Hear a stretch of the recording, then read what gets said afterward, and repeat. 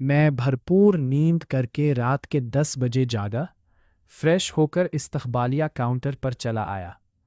دوپہر والی رشین لڑکی موجود تھی۔ اسے کھانے کا پوچھا تو بولی، اس وقت کچن بند ہے، ناشتے کا وقت صبح 7 سے 11 بجے تک ہوتا ہے۔ کوڑا جواب سن کر میں خاموشی سے باہر کی راہ لی۔ باہر سورج مکمل غروب اور ہر طرف اندھیرا چھایا ہوا تھا۔ سنسان گلی میں سے گزرتے مین سڑک کی طرف بڑھا، برقی قمقموں سے پوری سڑک روشن تھی۔ گاڑیوں کی آمد و رفت کم تھی۔ دائیں بائیں چوڑے فٹ پاتھ پر چند لوگ پیدل چل رہے تھے۔ اس مرتبہ میں دائیں جانب ہو لیا۔ آگے ٹرکش ریسٹورنٹس کی بھرمار تھی، فارمیسی، کھلونوں کی دکانیں فٹ پاتھ سے کچھ اونچائی پر واقع تھی۔ مٹیریل اور بلڈنگ سٹائل ایک جیسا، یہ رشین دور کی نشانیاں ہیں۔ کچھ عمارتوں کا فرنٹ جدید سٹائل سے بنا نظر آیا۔ میں تقریباً 8 کلومیٹر واک کرتا سڑک کے آخر تک جا پہنچا۔ یہاں چوراہا تھا۔ سڑک کے پار رہائشی و کمرشل عمارتوں کی قطار۔ ماں سوائے ریسٹورنٹس اور فارمیسی باقی تمام دکانیں بند تھیں۔ یہاں سٹریٹ لائٹس کی مدھم روشنی فٹ پاتھ پر بکھر رہی تھی۔ تاشقند میں شام 6 بجے تک تمام کاروبار زندگی بند ہو جاتا ہے۔ عمارتوں کے آخر پر میک ڈونلڈ کا نیون سائن جگمگا رہا تھا، لیکن باہر کوئی گاہک نظر نہ آیا۔ ابھی بھوک اتنی خاص نہ تھی۔ سوچا ایک واک کرتا ہوں۔ واپس چورسو بازار کی طرف پیدل ہو لیا۔ سڑک کے آخر تک پہنچتے 1 کلومیٹر واک ہو چکی تھی۔ چوراہے پر 3 افراد پیدل چلتے نظر آئے۔ دن کے وقت یہاں تل دھرنے کو جگہ نہ تھی، اور اب ہو کا عالم تھا۔ میں یہاں سے پھر واپس میک ڈونلڈ کی طرف ہو لیا۔ تاشقند، ازبکستان کا متحرک دارالحکومت، اکثر سورج کی روشنی میں نہا جاتا ہے۔ گلیاں روزمرہ کی زندگی کے رنگوں سے بھری رہتی ہیں، لیکن جب شام ڈھلتی ہے تو ایک الگ داستان سامنے آتی ہے۔ رات کے 10:30 بج چکے تھے۔ ہر طرف سرد سناٹا تھا۔ ہوا میں خنکی بدستور بڑھ رہی تھی۔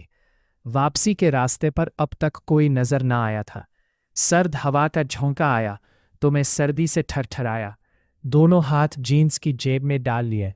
سڑک کی دوسری طرف جانے کے لیے میک ڈونلڈ کے سامنے واقع انڈر گراؤنڈ راستے کی سیڑھیاں نیچے جاتی نظر آئیں۔ میں سیڑھیوں کے عین سامنے پہنچ چکا تھا۔ جی میں آئی کہ دوسری طرف جا کر وہاں کا منظر دیکھنا چاہیے۔ پہلا قدم بڑھایا ہی تھا کہ اچانک نظر نیچے راستے پر پڑی۔ لمبا تاوانا دیوہیکل سایہ نظر آیا۔ دھیرے دھیرے یہ سایہ بڑھ رہا تھا۔ میں ڈر کے مارے وہی ساکت ہو گیا۔ سایہ بڑھتے بڑھتے پوری دیوار پر محیط ہو گیا۔ جیسے جیسے سایہ اپنے بھاری بھرکم وجود کی چادر پھیلا رہا تھا، میں اپنے سینے میں خوف کی شدید گرہ کو مضبوط ہوتا محسوس کر رہا تھا۔ یوں محسوس ہوا کہ یہ دیوہیکل سایہ دن کی روشنی کے آخری نشانات کو نگل کر زیر زمین راستے پر اپنا جابرانہ تسلط جمائے ہوئے ہے۔ انڈر گراؤنڈ راستوں کی سب ہولناک یاد آ گئیں۔ مدھم ہوتی روشنی نامانوس ماحول کو ایک مکمل اجنبی منظر میں بدل چکی تھی۔ پتوں کی سرسراہٹ بے چینی کے احساس کو بڑھ رہی تھی۔ شام کی خوفناک خاموشی صرف دور دراز قدموں کی گونج یا کبھی کبھار نادیدہ مخلوق کی ہنگامہ آرائی سے واقف ہوتی ہے۔ تنہائی اور کمزوری کے احساس کو بڑھاتی ہے۔ اطراف سے ٹھنڈی ہوا ہڈیوں میں گھس رہی تھی۔ شدید خوف کی لہر روح کی نامعلوم گہرائیوں کو چیرتی پورے جسم میں سرایت کر چکی تھی۔ دماغ کے کینوس پر پردیس کے خطرات اور سائے میں چھپے ہوئے خوفناک اعداد و شمار کی تصویریں نمودار ہونے لگیں۔ جسمانی سردی اور نفسیاتی گھبراہٹ کا امتزاج ایک وسیع خوف پیدا کرتا ہے، جو اقلیت اور بنیادی خوف کے درمیان جدوجہد کو آگے بڑھانے یا پیچھے ہٹنے کا فیصلہ کرتا ہے۔ ہر سانس بھاری محسوس ہو رہی تھی۔ دل کی ہر دھڑکن میں سرپٹ بھاگنے کی خواہش گونجی۔ اندھیری سرد رات، اجنبی سرزمین، نا آدم نا آدم زاد، میں اٹینشن ہو گیا۔ استاد محترم حافظ مبشر ملک کا فرمان یاد آیا، اکیلے جا رہے ہو، اللہ نہ کرے کہ کسی پرابلم کا سامنا ہو، اگر کوئی مشکل ہوئی تو فون کر دینا۔ कांपती उंगलियों से जीन्स की जेब में रखे मोबाइल फ़ोन को टटोलकर महसूस करना चाहा, लेकिन मोबाइल चार्जिंग पर छोड़ आया था। दोस्तों को कैसे मालूम होगा कि मैं इस वक्त कहाँ हूँ? उनको बस इतना मालूम था कि मैं हज़ारों मील दूर ताशकंद पहुँच चुका हूँ। ज़ेरे ज़मीन रास्ते में साया अब बहुत घना हो चुका था। किसी भी लम्हे वो मोड़ काट कर मेरी तरफ बढ़ सकता था।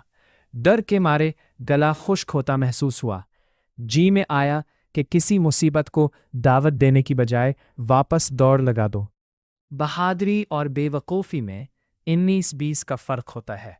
रशियन लोग फ्रेंडली और जॉली टाइट होते हैं, लेकिन उज़्बेक सफ़ाकियत बारे कहानियाँ भी सुन चुका था।